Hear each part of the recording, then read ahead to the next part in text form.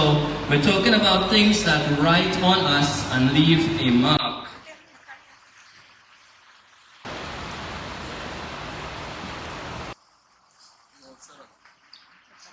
Okay, so I may need a little help up here.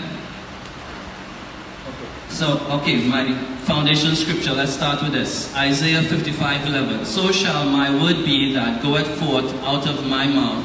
It shall not return unto me void, but it shall accomplish that which I please, and it shall prosper in the thing whereto I sent it. Now, we have been taught here in this house that we are like a word sent from God. Now, it's like this. Yes, you are born in this earth, you are born to natural parents, but that only enables you to have a human body, a physical body. And that is what enables you to live in this earth. And that is what enables you to live in this earth. But there is a spiritual side of you, the spirit being of you, that God Himself released. So you are more than just a product of your parents. You are more than just a product of a mother and father. There is much more to you. You are a word out of the very mouth of God. Amen. Okay, so it's like this. God comes down in the book of Genesis and He forms a shape, a lump of clay in the earth. And the Bible says God breathed into that man the breath of life, and that man became a living soul. Okay, so what happens when we speak? What is it? When we speak, it's like a breath that comes out of us, you see. It's as God released a word of life, and that word comes alive on the inside of you. So you are a word out of the very mouth of God. You came into existence not as a product of your mother and father, but by a word from God. And knowing this, that word has been already scripted, it has already coded, it has already been coded inside your DNA, it has already been coded somewhere inside of you, that this is what you will do. This is what you will accomplish. This is what you were sent for to do. And as the scripture says, it shall prosper in the thing that I've sent it. It will not return void. And the word void there has to mean, it means empty. It's the same word used in Genesis when it says the earth was void. It will not return void. You will not return void. You must accomplish that which you were sent for to do. Now, the thing is, most people, through their experiences in life, they become confused in their minds as to what actually this word is. What was this word sent to them? So through many experiences, things write on us. And what God sent us into the earth to do, what we were sent or spoken to do, became a bit corrupted. And so I want to talk about the man called Joseph. And we're going to draw some truths out of his life, and we will see that of a certainty how things script us and how we must be rewritten all over again. So in the book of Genesis chapter 37, we begin the story of this young man Joseph. Now Israel, who is his father, loved Joseph more than all his children, because he was the son of his old age, and he made him a coat of many colors. Now this coat of many colors was only worn by the wealthy of society. It was a rich man's coat. It meant something significant. It meant that Israel, looking upon his son, saw something in this child, saw something of purpose, saw something of destiny, saw something of God Himself in this child perhaps, that he wanted to celebrate it. And so the only way he could celebrate it was to give him this coat, which was the coat of a wealthy man. Of course, that didn't go down well with his brothers, as we would see. But as parents, we recognize that we don't just have children in our homes. There is much more to them than just little children running around, throwing down things and making a lot of noise and screaming and shouting. Right, Pastor? We know that we have a word spoken out of the mouth of God somewhere in all of that. In all of that, they will leave their toys scattered all over the floor, and you tell them 100 times to pick it up. But in all of that, And all of that, we know somewhere in that there is a word from God spoken in there. Alright? But Israel recognized in Joseph that there is something of great purpose or value in this young man.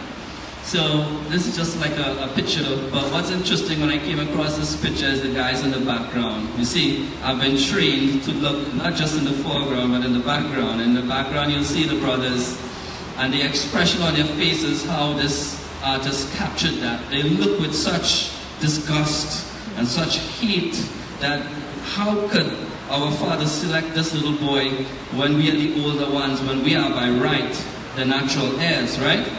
So that's the only reason I captured this picture, is because it was portraying exactly how these other brothers were feeling about this whole situation. Now Joseph was his father's favorite, of course, and his father believed that there was something of great value to this boy, which is why he gave him the coat of a rich ruler. Now, when his brethren saw that their father loved him more than all his brethren, they hated him and could not speak peaceably.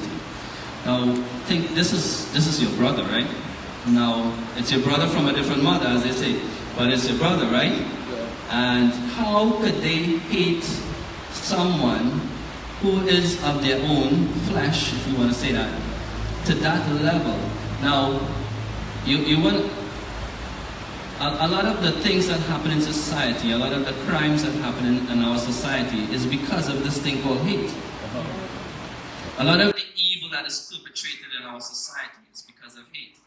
And Jesus talked about that when he spoke on the mount, when he gave the Sermon on the Mount, and he said, you have read in the scriptures that thou shalt not kill. But he said, if you hate in your heart, then that's paramount to murder, isn't it? Yeah, Jesus was getting to the real issue. The real issue there was the spirit of hate.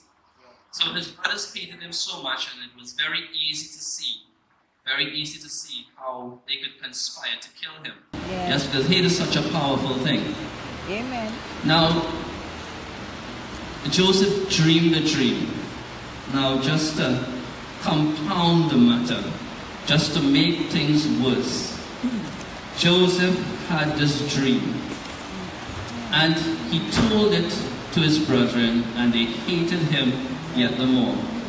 Now, can you imagine them hating this young man, but hating him even more? Now I can't even imagine what that might feel like. I'm sorry. Maybe I'm not human enough. But I don't know how it is that you could hate somebody and then hate them more.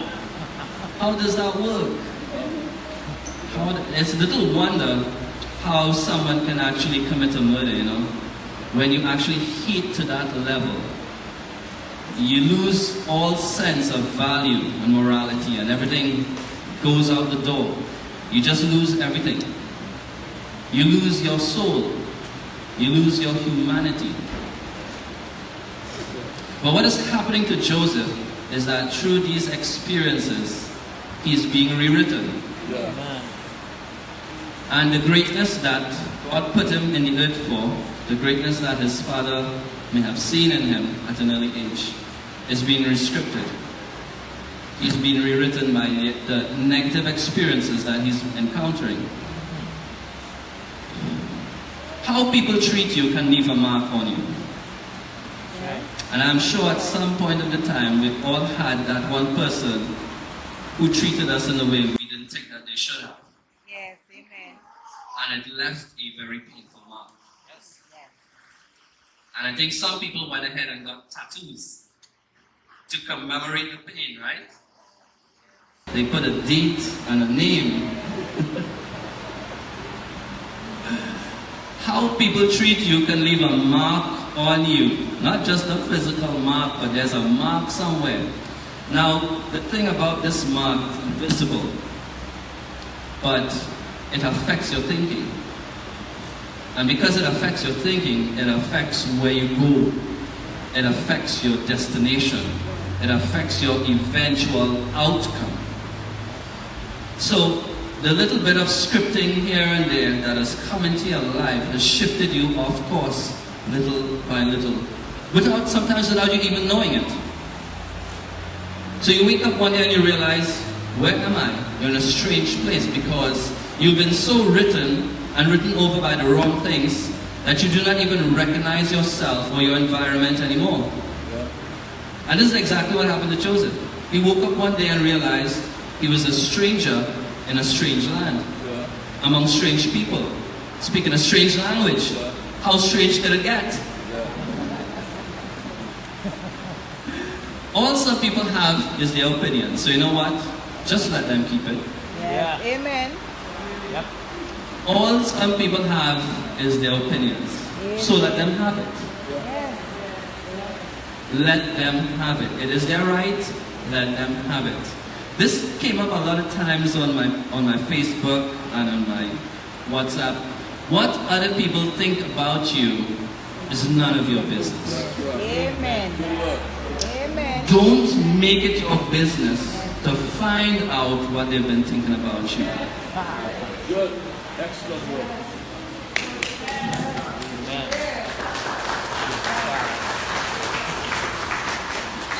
It's going to save you a lot of heartache. It's going to save you a lot of trouble.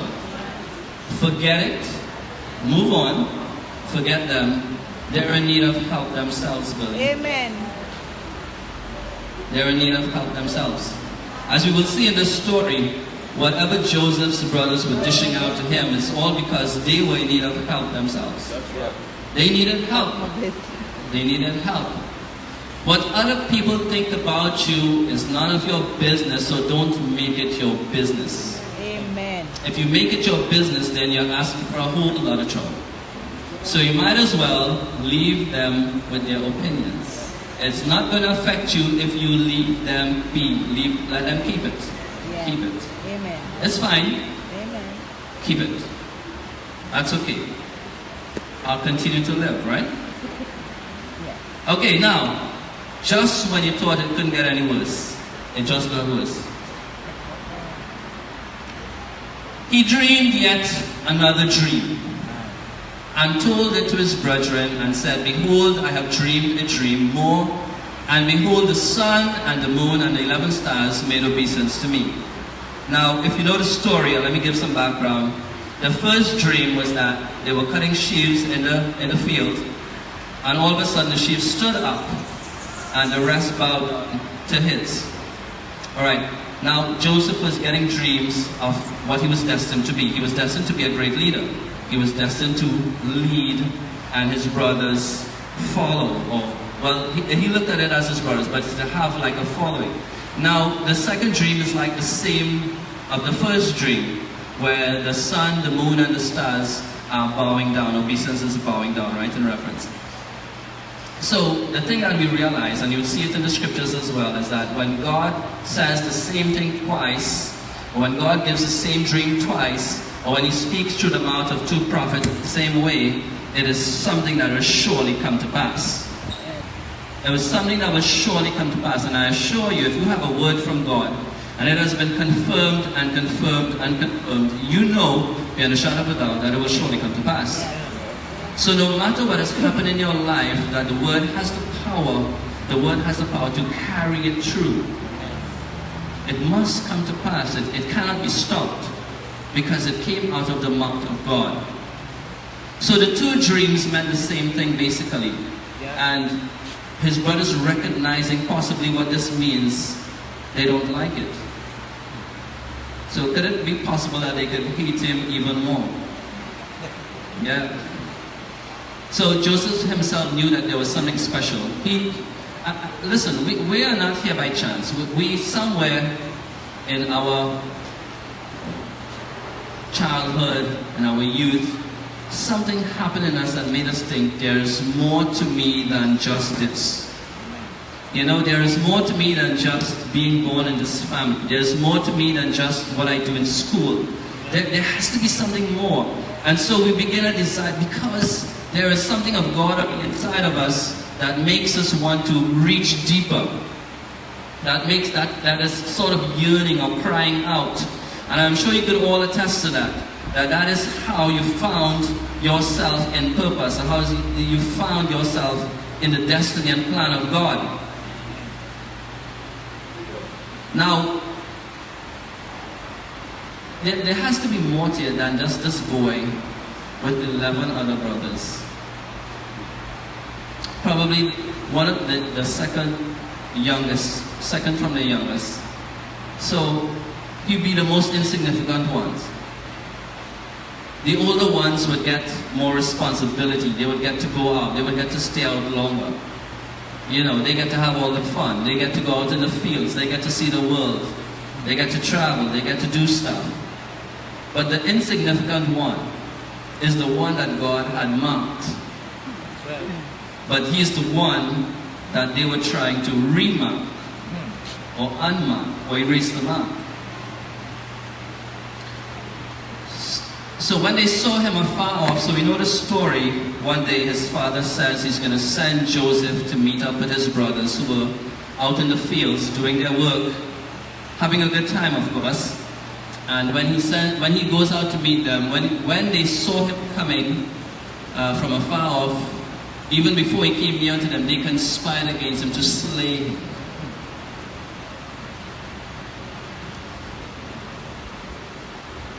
Sometimes the worst hurt you can get is from the people closest to you.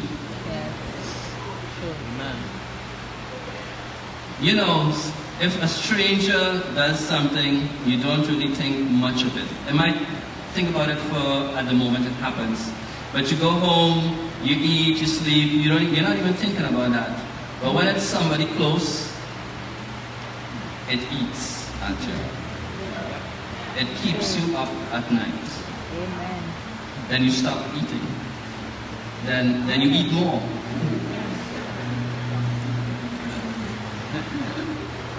Different people respond to stresses differently. Some don't eat, some eat more. Some sleep a lot, some don't sleep. So if you're sleeping a lot, please check us out.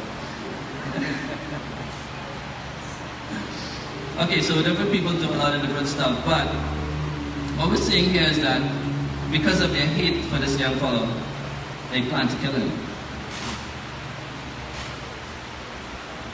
And they said one to another, behold, this dreamer comes. So they've already labeled him. His father named him Joseph, but they're labeling him dreamer. One of the things people do, one of the things society does to us, to you, to your children, is that it tries to redefine you. It tries to give you a new name. It tries to give you a new identity. It tries to give you one that they think should be yours. It tries to tell you how you should live and who you should be and what you should do. They tell you how you should dress and what you should look like. If you're a businessman, they tell you what is the mode of a businessman, how you should look, how you should dress, how you should carry about yourself. You know, if you're a policeman, you should fire the other policeman. I'm being bad. Okay.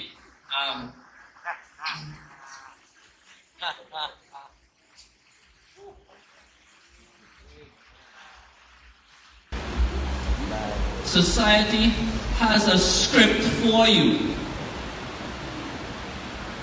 But God has already placed inside of you everything He wanted you to do and everything He wanted you to be. Somewhere in our life's journey, we have been re-scripted. Our kids wrote the essay this week on Thursday. And as I stood in that room with these kids, I saw one particular child so frightened, so fearful. Can you imagine what scripting was taking place in her all this time? If I don't do well, if I don't get this school. Society has placed such scripting and from such an early age in our children's lives. And we don't really realize it. And sometimes we add to it. Sometimes we reinforce it. We gotta be careful. We gotta know our kids. We gotta know, like Israel, if this child is really destined for this, or does he have a different path to follow? And we have to be very careful how we ourselves script our children. Amen. We have to be ourselves aware of whether we were scripted. That takes a lot of undoing, doesn't it? To unscript yourself. So, here comes this dreamer. His father named him Joseph. They're calling him names. They're renaming him. Now here's the powerful truth. Here's a very powerful truth. Whatever you rename, you renature. Amen. If you change its name, you change its function. Yeah, that's right. You change its operation. You change what it can do. If you're renaming it, it's going to do something different from what its previous name was. Yeah. Okay, so whatever you call it, that's what you're going to get. Whatever you name it, that's what you're going to get. So if you name it failure, you're going to get that. Wow. If you call it never amount to anything, that's exactly what you're going to get. We have to be so careful how we talk to our kids. Please, please, please, parents, don't name our kids anything like this.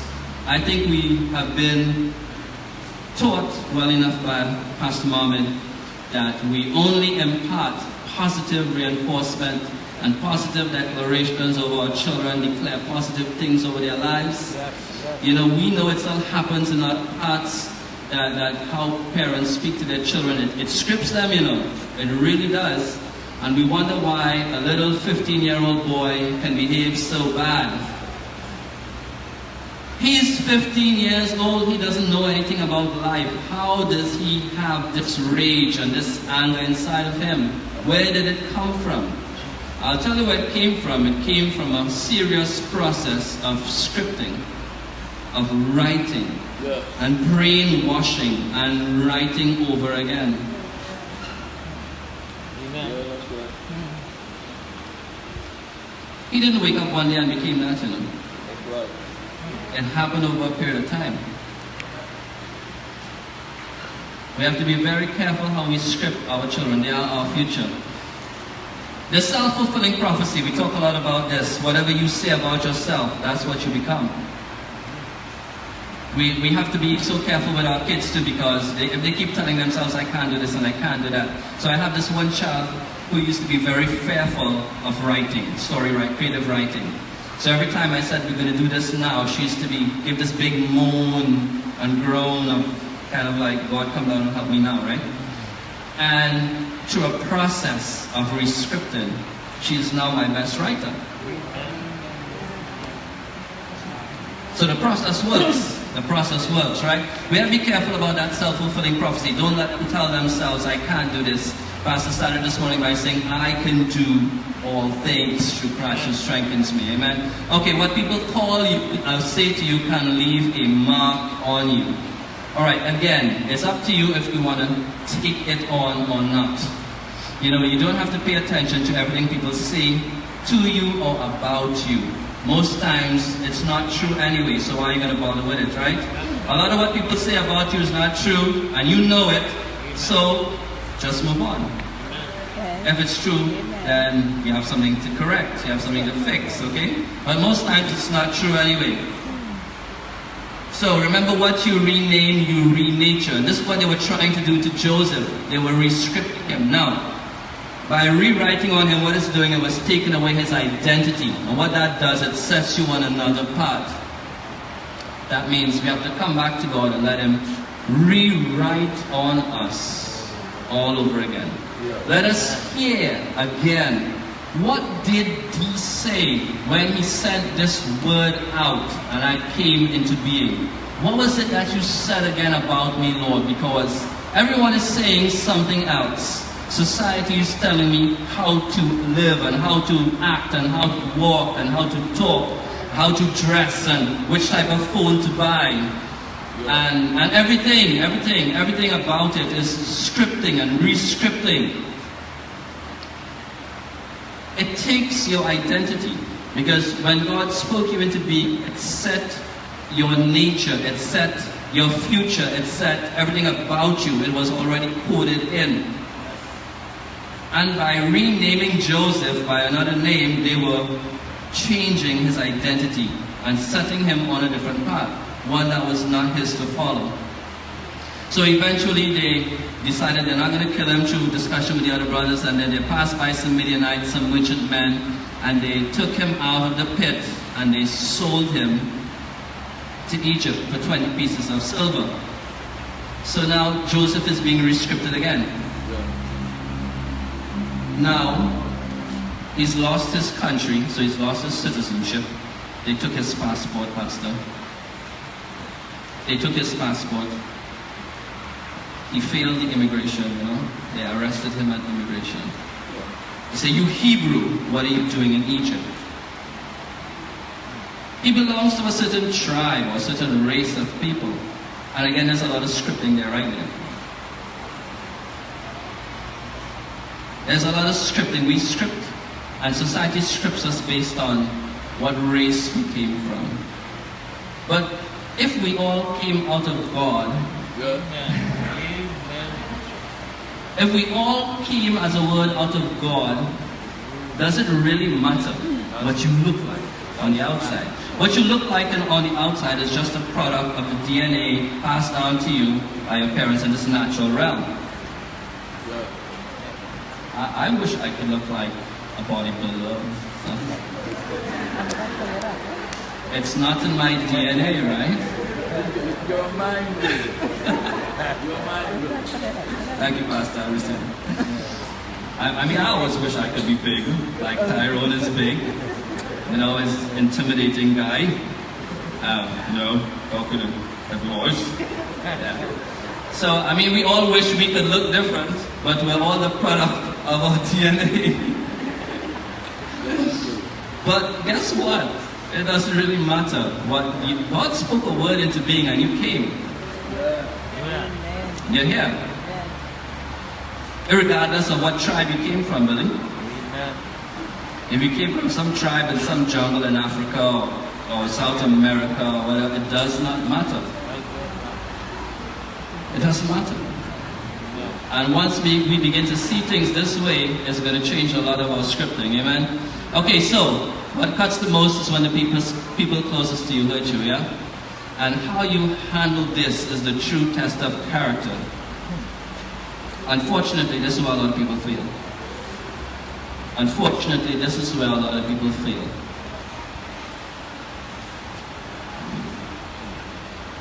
A lot of scripting and rescripting has been taking place. Here's this man, he's born into a certain family, he's born into a certain race, if you want to call it a certain country, he's a citizen of a particular country. Now he finds himself in a strange place. So he loses everything in a single moment. You know what's the first thing they took from him? They took the coat. The first thing they did was took the coat, because the coat was very symbolic of what he was destined to become. He was destined to become a great leader. And the first thing they stripped away from him was the coat. And this is what society and this is what people do, and systems. And when I mean systems, I mean like education, the system of education, the system of politics even. Imagine politics strips us a certain way, whether we know it or not. How people treat each other in terms of their races and so on scripts us a certain way. But Joseph loses everything in a single moment. He loses his citizenship, he loses his family.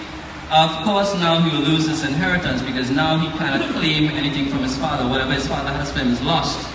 He loses his coat, but that was the first thing he lost. That was a symbol of his identity. Because what they were really doing, they were stripping him away of everything, of his identity. He became now a slave. So from being treated as, you would say, royalty in his father's house, now he's a servant in another man's house, a stranger's house. So, of course, the first thing they did was strip him of that coat. And this is akin to stripping away his identity. Their plan to kill him was really a plan to kill his dream, his destiny, his purpose. That's the whole thing about it, It is not to kill you, but it is to stop what you were going to do in the earth.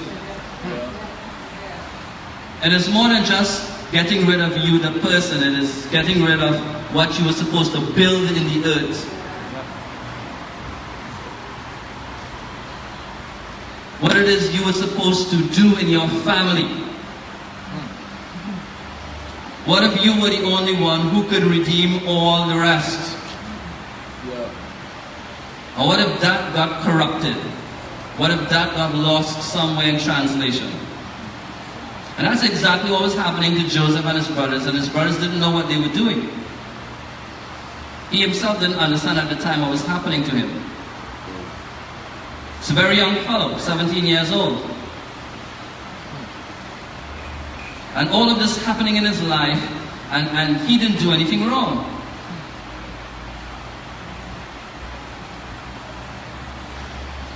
They were not just trying to kill him. They were trying to destroy what he was sent to do. But the word of God says, my word shall not return void. Amen. So somewhere, God has a plan to make sure that whatever was written about this man will not be lost in all that has happened to him. It has to happen because there's redemption in the whole thing. So he moves from a son to a slave, now from a slave to a prisoner. So we all know the story. He is in this man's house called Potiphar, and whatever he does, it just grows, it just booms, it just increases, and Potiphar recognizes it. That's a strange thing. The stranger recognizes it, but his own brothers didn't recognize it. They recognize the gift in this man, that anything he touches, anything he's around, everything just prospers. It just prospers. Wherever he goes, it just prospers. Wherever he goes, it's just good happening.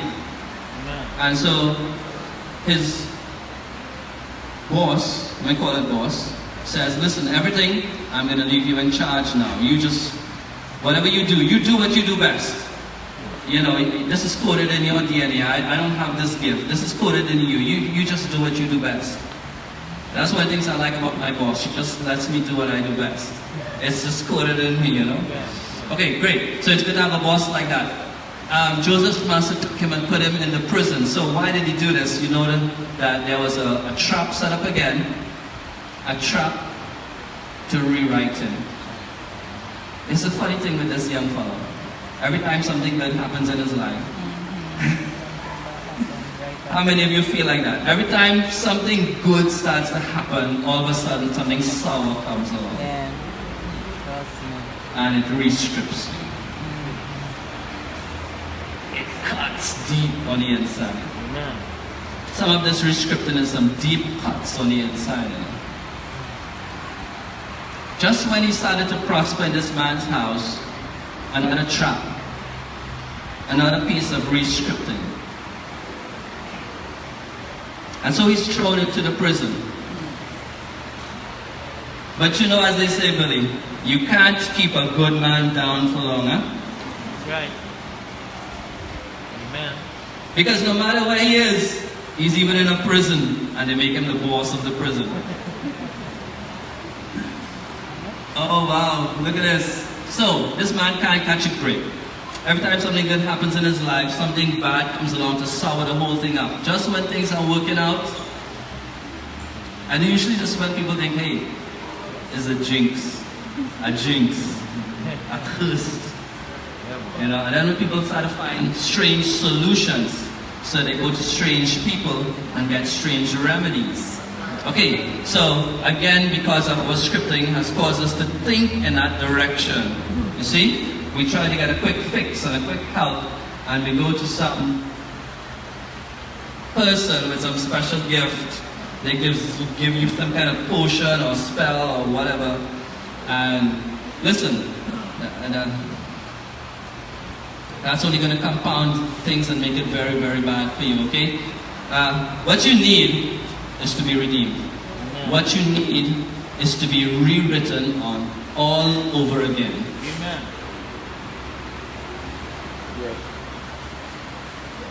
Bad things come your way. Bad things will come. Joseph didn't do anything wrong. Bad things just seem to follow him.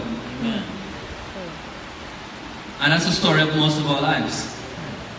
We try to be good, and in being good, somebody thinks that's bad. So I have tried to be good to some people, and they just turn. It's amazing how people can spin something around and make it look like it was your fault to start with. I try to tell people and encourage people and show them things that could probably help them and change their life. I think that probably saved their life. And then they turn around and say, they blame you for it, Pastor. And I'm sure as a pastor you have a trunk load of stuff. A trunk load of files that are sealed forever.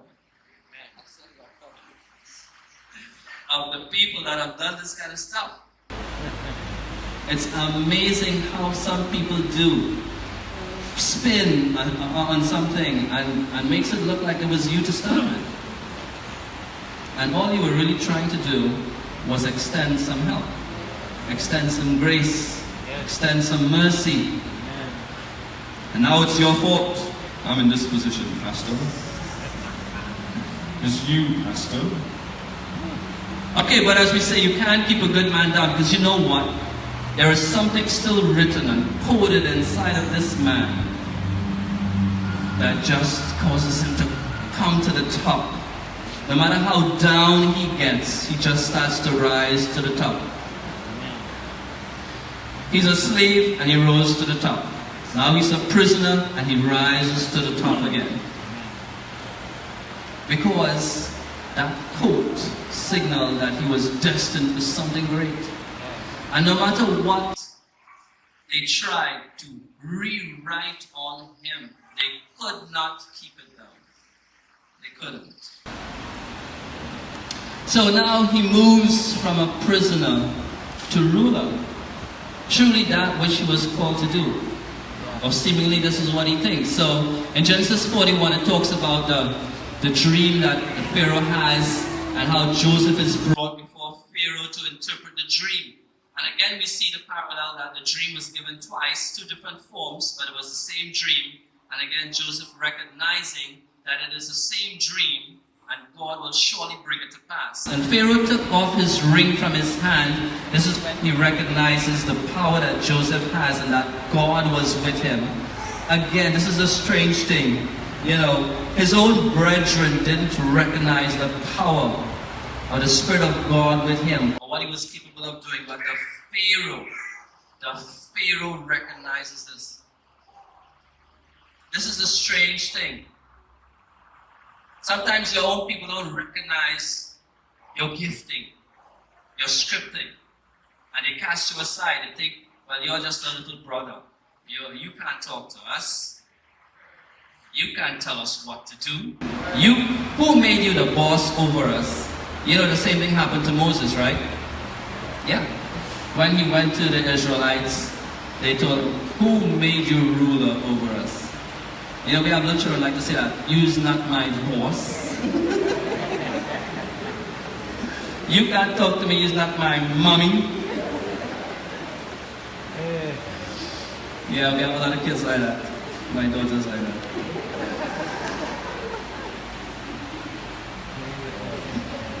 Yeah, so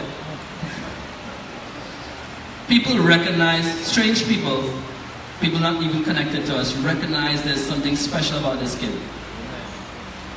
And he rises to such prominence that he begins to think, Pastor, that maybe the dreams that I had when I was a kid is coming to pass. Maybe the prophecy that I received when I was 5 years old is coming to pass. Maybe when that prophet visited that church and spoke that word into my life, maybe it's coming to pass. And Pharaoh took off his ring from his hand and put it upon Joseph's hand and arrayed him in vestures of fine linen and put a gold chain about his neck. And he made him ride in the second chariot which he had. And they cried before him, bow the knee. And he made him ruler over all the land of Egypt. See what they're doing? Exactly what was in his dream. Everybody bowing down to me. everybody was bowing down to Joseph. So he's thinking, finally, I am where I'm supposed to be. Finally, the dream has come true. Finally, I've reached. Finally, purpose. So much so that he gets married. He has kids. He's the boss now. Pharaoh isn't concerned about anything now. Whatever Joseph just do. Everybody obey him. He's a boss. Listen to him. He's in charge. Do what he says. That's exactly what Pharaoh said, you know. Do what this man says. And he thinks this is it. So life is good. Life is good. Everything that had happened to him, seemingly he has forgotten about it. He's forgotten his father's home and his brothers, what they did to him. And Joseph called the name of his firstborn son Manasseh, for God said he had made me forget. Yeah. But did he? Maybe temporarily. You know, we do this. What happens to us, pastors, is that some blessing comes our way, some good thing happens. You know, we finally get to marry that person we always wanted. We finally get that house we always wanted. We finally get that job or that promotion we've been praying for and studying for and beating the books for day in, day out, until we finally reach. And now we stand at the top and say, I've reached. And God says, not yet. He's forgotten, or seemingly so. Can you really forget something like that in your life? Let's be human. Let's be realistic. Let me ask somebody who is really real. Andy, can you really forget something like that in your life? I didn't think so, brother. I didn't think so, brother. I know I could depend on you to get a real answer. I don't think so. I don't think so. He might have seen a measure of success and it has sort of compensated a little bit, made him, you know, feel nice and maybe even forget. But I don't think you can really forget that. I don't think you can forget betrayal that cut so deep. And what is he going to do about it? What is he going to do about it? In his newfound position, he forgets the past. And he believes that this is what the dream was about. Until Joseph's brethren came. Because guess what? In the dream, it was foretold 7 years of plenty and 7 years of famine. In the first years of the famine, food runs out in the land of Canaan. So Israel sends his sons to buy food. And who do they have to come to? They don't know it as yet, but they have to come right back to the same boy that they took his coat, treated him badly, threw him in a pit, sold him as a slave, told his father that he was dead, made his father grieve for so many years. Talk about a dysfunctional family. So now his brothers come, and of course he is second only to Pharaoh. So he has to be treated as much as when they come they have to bow before him. Does that remind you of anything? Yes, yes, yes. His dream. It doesn't just remind you, it reminds him, because and Joseph remembered the dream. And just when he thought he had finally overcome all the obstacles in his life, finally put his past behind him, or as one character says, put your behind in your past. Lord have mercy. Joseph remembered the dreams which he dreamed of them. And it all comes back like a mighty rushing flood, Pastor. And it hits him. Just when things are going good, just when he thought he has gotten over this, he's even named this first boy Manasseh. I've forgotten my sorrow. I've forgotten my pain. I've forgotten what they did and how they treated me. I forgot. It all comes rushing back. It all comes rushing back. The story of your life is not over. Just when you think it's ended, it's just another chapter beginning. Just when you think you've reached that place, it's just a new page to turn and start the writing all over again. It's not done. It's not done till you come full circle. And he did.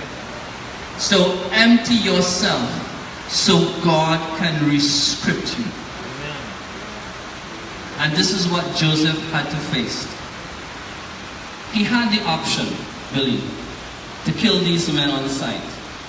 He recognized them, but they didn't recognize him because he had been scripted over so many times. Now he looked like an Egyptian. They didn't recognize him, but he knew who they were. And through a series of tests to test their hearts and to prove their hearts that they were truly repentant of what they had done, finally he's able to reveal himself to them. Finally he's able to release and forgive them. And this is the place we have to come to if we want God to rescript us. Just like Joseph realized it. He had to come full circle. Because guess what? And he knew it, he recognized it in the end. It was him who was to redeem all of them. That's right. It was him. He was the redeemer. And if they had truly killed him at that time, they would have been a lost cause. You don't know that the same people who have cut you and hurt you and treated you like that are the same people that you would have to go back to, or they will have to come to you. How then do you treat with the situation? How then? Joseph struggled. There were times when he wanted to tell them and he couldn't tell them, and times when he could have killed them, and so many thoughts may have gone through his mind. Now he's telling himself, now I'm in charge here, what I say go. And Pharaoh wouldn't question it. The king wouldn't question it. He can do anything he wants there.